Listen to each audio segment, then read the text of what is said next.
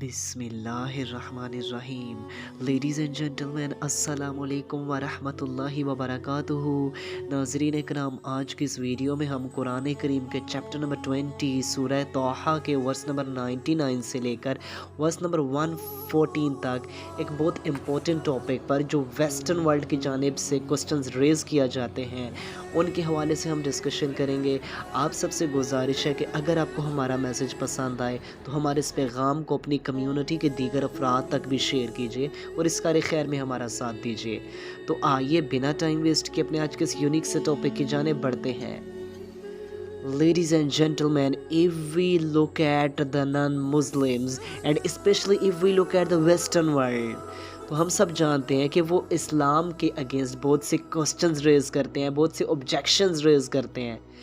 और उनमें से एक ऑब्जेक्शन जो उनकी तरफ से किया जाता है वो ये कि जब बाइबल भी मौजूद थी,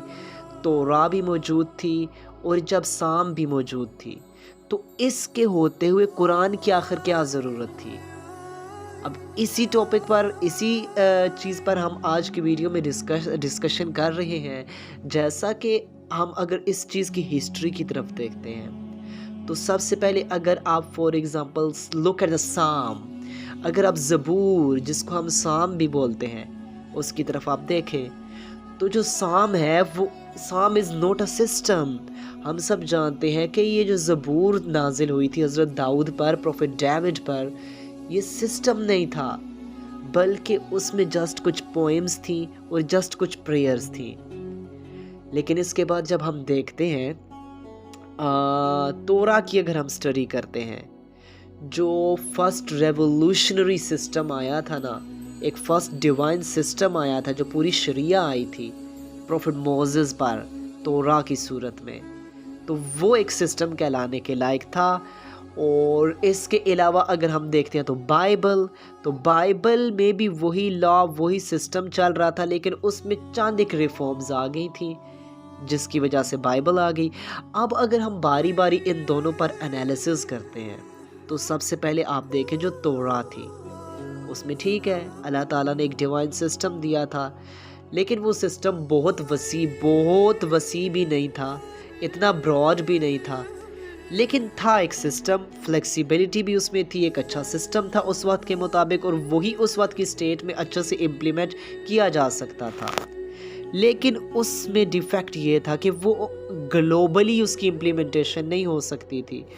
वो जस्ट एक स्टेट की हद तक इम्प्लीमेंटेशन के लिए आया था। अब ठीक है,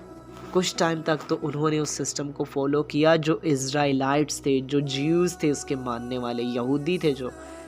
उन्होंने उस सिस्टम को फॉलो किया। लेकिन as we now that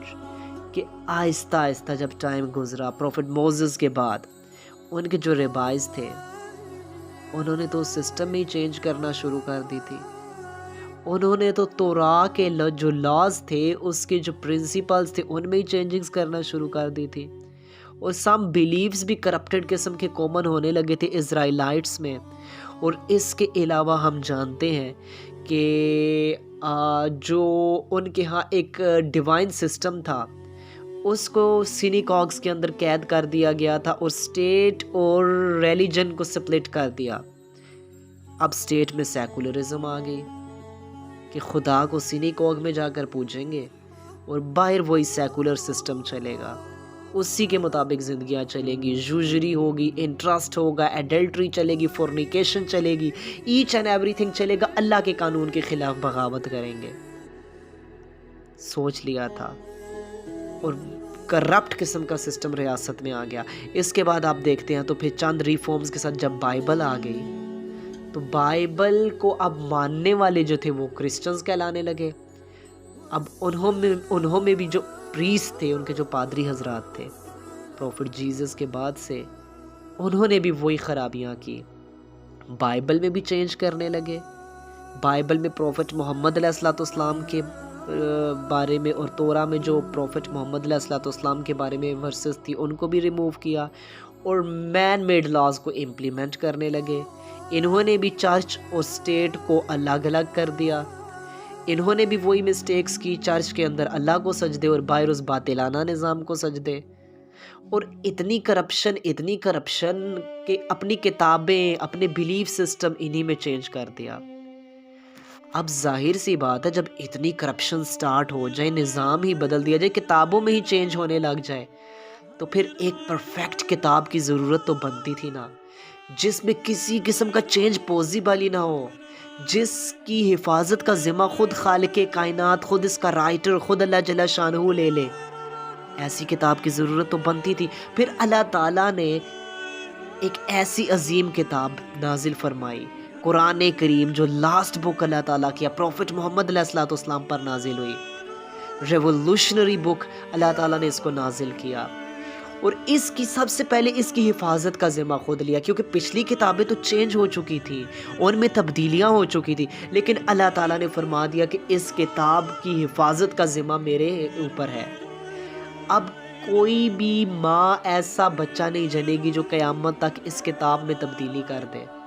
impossible ہے اس کتاب میں تبدیلی کرنا۔ اور اس کے علاوہ جو انہوں نے سینیگوگز اور چرچز میں دین کو قید کر دیا تھا، اللہ تعالیٰ نے فرمایا جاؤ اس قرآن کو انٹرنیشنلی گلوبل سسٹم دنیا کے مسائل کا حل دیا ہے، اس کو نافذ بھی کرو، اس کے ذریعے سے دنیا کے مسائل کا حل بھی نکالو، اسی کے ذریعے سے لیڈرشپس چلاؤ، اسی کے ذریعے سے جوڈیشری چلاؤ، ایچ اینڈ ایوری تھنگ، پورے کا پورا سسٹم جو پوری ورلڈ میں بھی امپلیمنٹ ہو سکتا ہے، جس میں اتنی فلیکسیبلٹی ہے، جس میں کسی قسم کے چینج کی کوئی پوسیبلٹی ہی نہیں ہے، کوئی چانسز ہی نہیں ہے۔ اللہ تعالیٰ نے اتنا یونیک سسٹم دیا ہے اور فرمایا کہ اب اس پر ایمان لے کر اور اس پرچم میں اس کے نیچے ایک ہو جاؤ۔ اب کرسچنز کو بھی، جیوز کو بھی کہا ہے کہ بہت سے لاز اس میں تمہاری شریعہ والے ہیں، موجود ہے، بہت سی ریفارمز آئی ہیں، اور بہت سے ایررز جو تم میں تھے ان کی کریکشنز کی گئی ہیں، ان کو ہائی لائٹ کیا گیا۔ اب قرآن پر ایمان لے کر آؤ اگر تم اپنی بخشش چاہتے ہو، اپنی مغفرت چاہتے ہو، روز محشر قیامت کے روز سکسیسفل ہونا چاہتے ہو۔ اگر تم اس پر ایمان نہیں لاتے تو پھر ان قریب وہ دن تو آئے گا جب زمین کھول دی جائے گی، پہاڑ ریزہ ریزہ کر دیے جائیں گے، آسمان پھاڑ دیے جائیں گے، چیر دیے جائیں گے، لہٰذا پھر تم نے آنا تو میرے سامنے ہے ایک ایک کر کے، لہٰذا پھر اس دن تم ان دنیا میں جو غلط قسم کے بیلیفز رکھتے تھے، مجھے چھوڑ کر اوروں کو پوچھتے تھے، باطلانہ نظاموں کو پوچھتے تھے، اس دن کوئی تمہارے کام نہیں آئے گا، اور اس دن پھر ذلت اور رسوائی کا طوق تمہارے گلے میں ہوں گے اور کوئی نجات نہیں ہوگی۔ ہاں جو اس پر ایمان لے آئے ان کے لیے ہمیشہ کے لیے بڑے پروٹوکولز ہیں، اور انہیں بڑے عظیم اجر سے نوازا جائے گا، انہیں بڑے اچھے ریوارڈ سے نوازا جائے گا۔